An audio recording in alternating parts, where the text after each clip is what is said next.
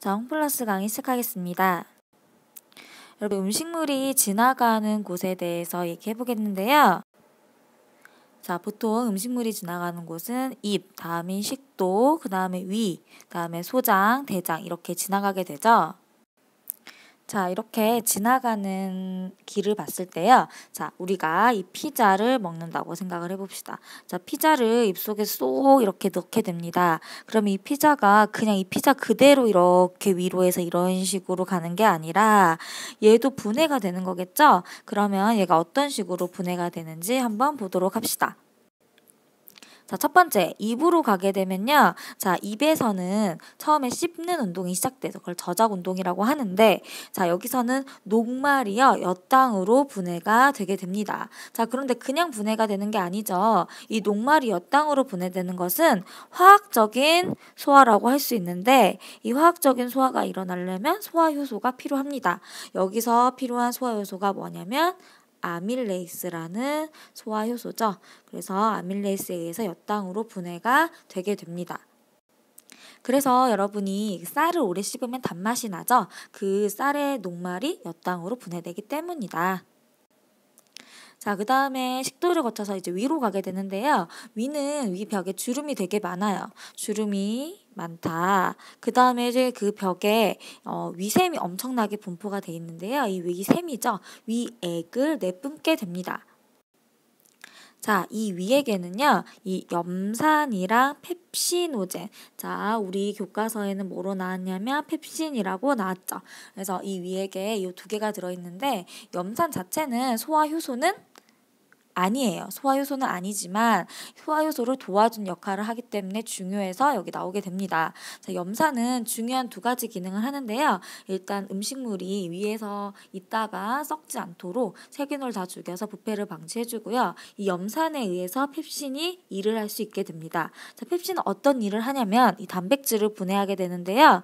이 단백질이 펩신이 섞이게 됨으로써 자, 중간 단계 단백질로 우리가 분해가 됩니다. 그래서 이 펩신이 일할 수 있도록 펩신의 작용을 돕는 것은 염산이지만 염산 자체는 소화효소가 아니다. 그리고 위에서 나오는 소화효소는 펩신이 있는데 얘는 단백질을 분해시킨다. 아까 입에서는 탄수화물만 분해시켰죠. 근데 위에서는 단백질을 중간 단계 단백질로 쪼개주는 역할을 합니다. 그래서 위에서 이렇게 화학적인 소화를 하고요. 실제로 위에서도 꿈틀 운동이나 뭐 섞는 분절 운동도 같이 해주겠죠. 자, 그 다음 위를 이제 지나서요. 소장으로 가게 되는데요. 선생님이 소장의 입구를 뭐라고 한다 그랬죠? 그렇죠. 12지장, 손가락 12개만큼 길이다 해서 12지장이라고 한다고 했었는데 이 12지장으로요. 뭐가 나오게 되냐면 쓸개즙이랑 이자액이 분포가 됩니다. 소장으로 나오게 되는 거겠죠? 여러분, 쓸개즙은 어디서 만들어진다? 쓸개즙은 간에서 만들어집니다. 간에서 만들어지고요. 쓸개에서 저장만 되는 거예요. 쓸개는 실제로 만들진 않고 저장만 하는 겁니다. 중요합니다. 간에서 생성한다. 그래서 쓸개에서 저장을 하고 있다가 음식물에 섞이기 위해서 소장으로 뿜어져 나오는 거죠. 그 다음에 이자액은 이자에서 만들어지겠죠. 얘도 소장으로 분비돼서 이제 작용을 하게 됩니다. 자, 그럼 얘네들이 어떤 역할을 하냐면 자, 소장의 쓸개즙은 지방의 소화를 돕는데 선생님이 비누 같은 역할을 한다 그랬죠? 지방이 나중에 소화액이랑 잘 섞일 수 있도록 잘 섞어주게끔 유화작용을 하는 게 쓸개즙의 역할입니다. 자, 그 다음에 이자액 같은 경우에 어떤 역할을 하냐면 자, 아트라스라고 외우라고 했는데 자, 3개의 소화효소를 내보내요. 이자액에 들어있습니다. 아밀레이스, 트립신, 라이페이스라고 해서 이 3개의 소화효소가 들어있는 곳이 이자액이에요. 자, 이 3개의 소화효소는 아밀레이스는 탄수화물, 트립신은 단백질, 라이페이스는 지방 해서 자, 탄수화물, 단백질, 지방 3대 영양소죠. 이 3대 영양소를 모두 분해할 수 있는 소화효소가 들어있는 곳이 이자액이라고 할 수가 있습니다. 그래서 이자액도 지금 소장으로 분비가 되죠. 결국에 이 3개가 다 분해될 수 있는 곳은 소장이라고 할 수 있는데요. 자, 하나하나 보면 탄수화물이 몇 당으로 되고요. 단백질이 중간 단계 단백질, 지방이 지방산 모노글리세리드로 되게 됩니다. 자, 이거를 한 역할은 누구냐면 아까 이자액에 들어있었던 아밀레이스가 몇 당으로 분해해주겠죠.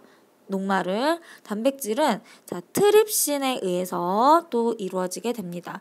물론 아밀레이스가 입에서 침에 의해서 한번 하게 되지만 모두 다 되는 건 아니겠죠? 남는 게 어디 와서 된다?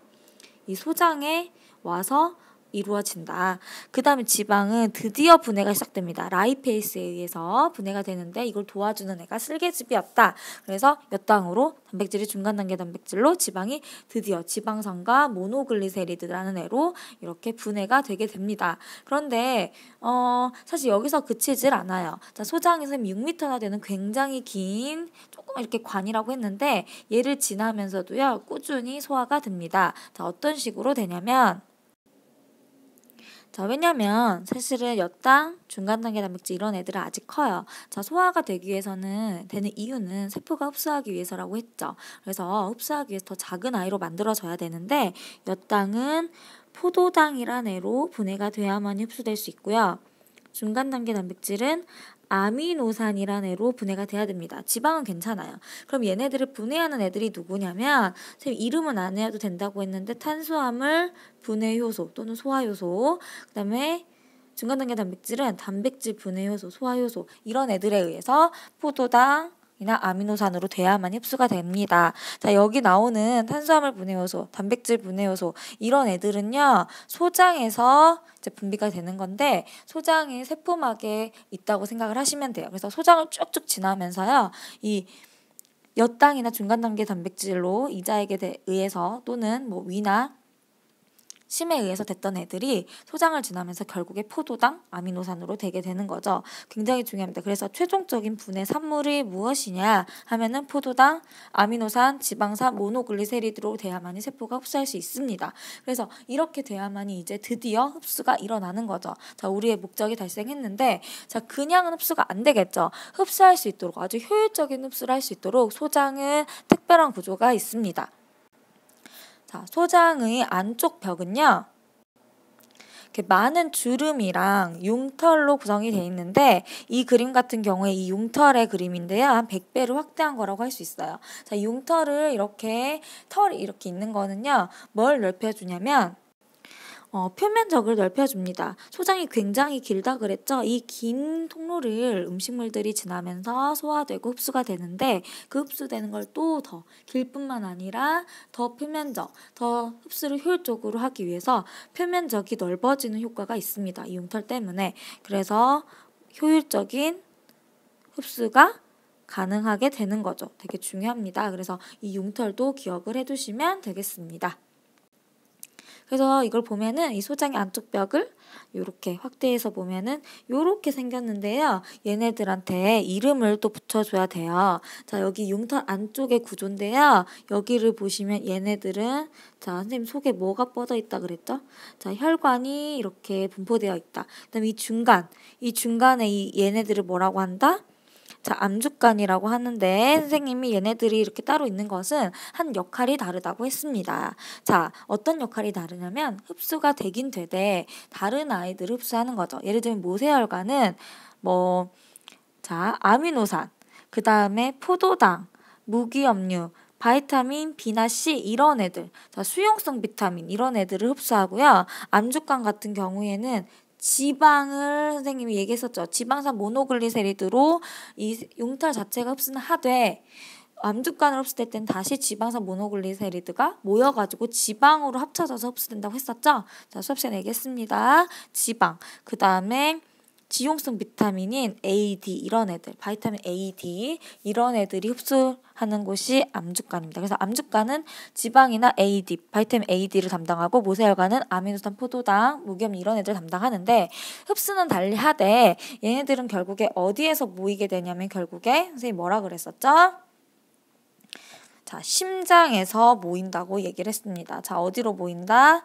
자, 심장으로 모이게 된다. 그래서 심장으로 갔다가 각각 필요한 곳으로 다시 영양소들이 운반이 되는 거라고 아셔야 된다고 했습니다. 그래서 흡수는 모세혈관이랑 암주간에서 다른 역할로 일어나되 결국에 흡수된 영양소는 심장에서 합쳐지겠죠?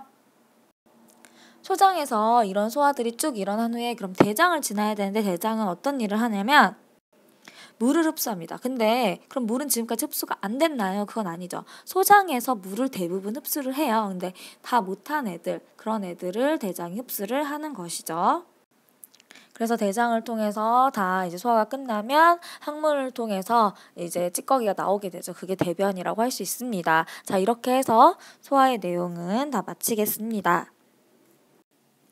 그래서 지금까지 각 소화관이나 이런 데서 화학적인 소화, 그 다음에 어떤 식으로 뭐 탄수화물, 단백질, 지방이 어떤 식으로 소화되는지, 그다음 최종 분해 산물까지 기억해 두셔야 되고, 소화를 효율적으로 하기 위해서 각각 기관들의 구조는 어떠했는지까지 여러분이 기억을 하셔야 되겠습니다. 자, 수고하셨습니다.